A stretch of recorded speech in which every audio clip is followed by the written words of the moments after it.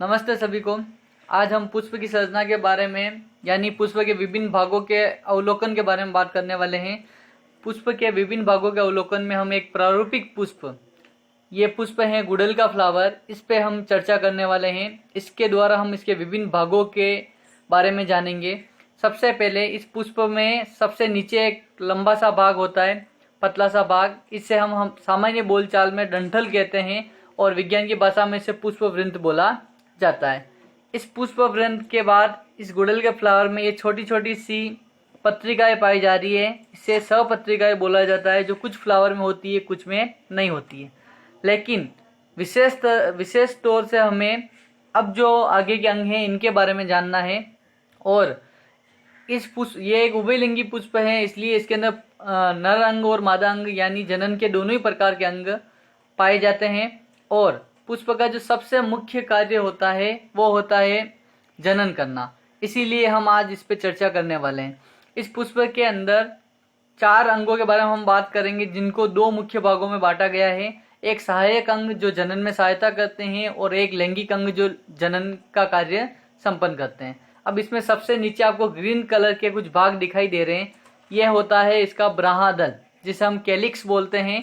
और ये पंखुड़ियां जो आपको दिखाई दे रही है, जो अलग अलग कलर की होती है सभी पुष्पों में, इसे दल बोला जाता है और इंग्लिश में से कोरेला कहा जाता है। और इसमें सबसे नीचे जो ये ब्राह्मदल है, ये पूरा एक समूह है। इस पूरे समूह को ब्राह्मदल पुंज बोला जाता है।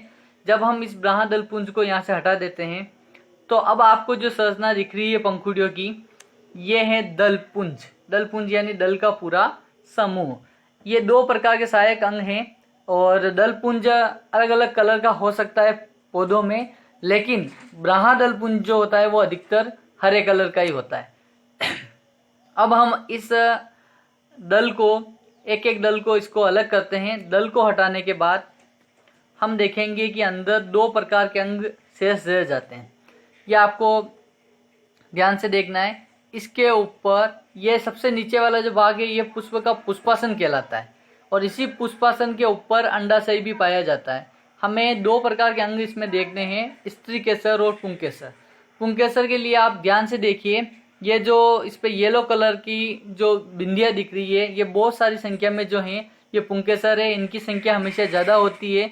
और ऊपर जो पीले कलर का भाग है इसे परागकोश, और ये नली से छोटा सा जो तंतु दिख रहा है इसे पुतंतु कहा जाता है। इस पुंकेसर के अलावा ये जो पूरी बाकी की जो शेष संरचना है, ऊपर ये छोटी छोटी सी रेड कलर की, गहरे कलर की जो छोटे छोटे 5 डॉट हैं, 5 बिंदु जैसी संरचना दिख रही, ये है प्रतीकाग्र। बीच वाला जो नलीनुमा भाग है ये है वृत्तिका। और सबसे नीचे पुष्पासन के ऊपर यहाँ अंदर अंडाशय पाया जाता है। इन तीनों को मिलाकर पुष्प का स्त्री केसर कहा जाता है। हम इस ऊपर की वृत्तिका वाले क्षेत्र को हटाकर, इस भाग को हटाकर अंदर पराग नली का अध्ययन भी कर सकते हैं। तो इसको हटाना कैसे? किसी नुकीली चीज से या फोर्सेप से आपको इसको धीरे से इसको यहाँ से खोलना है। और खोलने के बाद आप ध्यान से देखिएगा,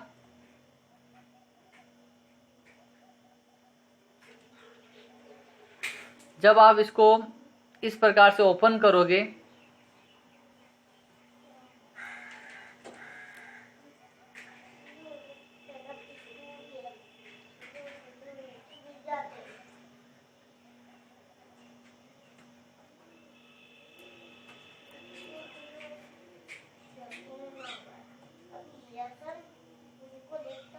आपको बहुत ही धीरे धीरे से इसको हटाना है ताकि आपको पराग नली पूरी मिल सके।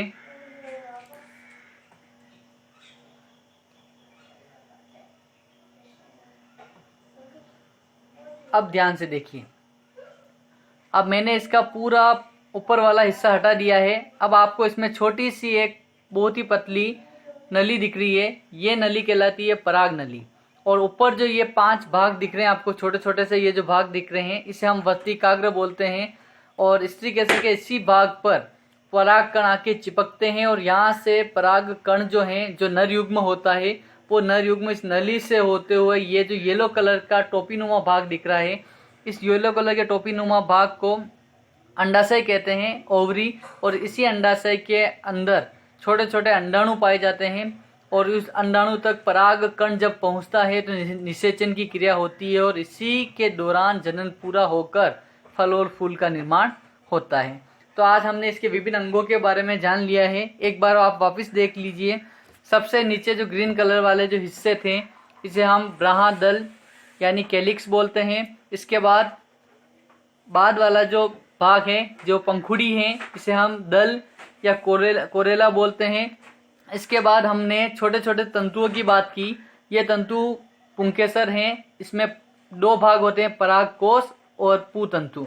परागकोश में छोटे छोटे पराग कण होते हैं और पूतंतु इसको इससे जोड़े रखता है। इसके बाद ये ऊपर वाले जो स्त्री केसर के 3 भाग होते हैं और स्त्री केसर के भाग में सबसे ऊपर जो ये आपको संरचना दिखाई दे रही है ये संरचना है वस्तिकाग्र और इस वस्तिकाग्र के बाद वस्तिका और वस्तिका के बाद सबसे नीचे होता है अंडाशय। ये स्त्री केसर के 3 भाग हो गए और इसके अंदर की जो संरचना है वो परागनली है जो आपको यहाँ दिखाई दे रही है। तो आप अब पुष्प के सभी अंगों को जान चुके हैं और जिस पुष्प के अंदर दोनों ही प्रकार के नर जनन और मादा जनन अंग पाए जाते हैं यानी पुंकेसर और स्त्री केसर पाए जाते हैं उसे उभयलिंगी पुष्प बोला जाता है। और जिन पुष्पों में एक ही अंग होता है या तो नर अंगी होंगे या मादा अंगी होंगे उन्हें एकल लिंगी पुष्प बोला जाता है। धन्यवाद।